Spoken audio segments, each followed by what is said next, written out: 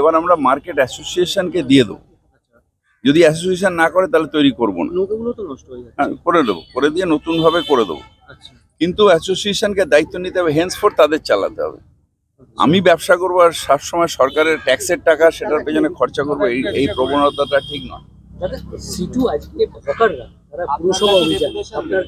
এইগুলো বেকারে, তার কারণ পৌরসভা হকারদের সাথে মমতা ব্যানার্জি রয়েছেন, আলাদা করে মিটিং করেছেন। তার ইনস্ট্রাকশনে একটা জায়গায় হকার আমরা উচ্ছেদ করিনি, হকারকে ডিসিপ্লিন করেছি, মানে 1/3 বসবে। এগুলো হচ্ছে ঘোলা জলে মাছ ধরা। সিটুর কোনো এ নেই, একটা সিট নেই, কিচ্ছু নেই, সিপিএম মরে গেছে, ঘোলা জলে একটা মাছ ধরতে গেছে। বলছি দুটো এ করবো,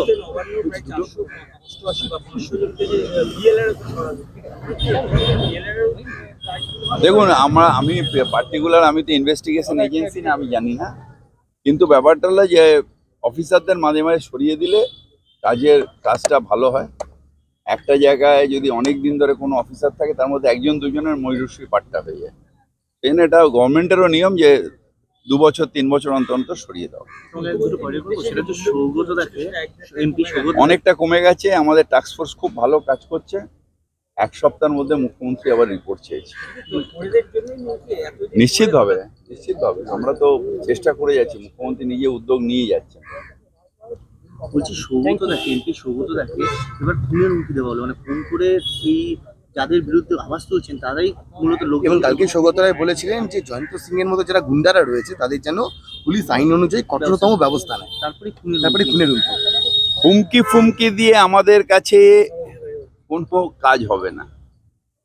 আমরা 34 বছর ধরে হুমকির বিরুদ্ধে দাঁড়িয়ে সিপিএম এর বিরুদ্ধে লড়াই করেছি, সৌগত রায়ও করেছে। এখন বিজেপির বিরুদ্ধে লড়াই করছি। একটা গুলি করে মারবে কি করবে না, আমরা এই পরোয়া করি না। সিপিএম আমলে আমাদের 50,000 ছেলে মারা গেছে। বিজেপি যদি আমাদের খুন করে বাইরের গুন্ডা নিয়ে এসে, তাতেও আমরা অন্যায়ের বিরুদ্ধে লড়াই ছাড়বো না। মমতা ব্যানার্জির নেতৃত্বে অন্যায়ের বিরুদ্ধে লড়াই করব। এটা একজন সুইসাইড করেছে নারকেলডাঙ্গা থানায়, সে দাবি করেছে যে বিজেপি নেত্রী চালক তার কাছে টাকা নিয়েছিল। এসব বিজেপিরই এসব হয়, এগুলো একটা নোংরা বড় বড় দল। বলছি টেকনোসিটি থানা আর অনেকটা একটা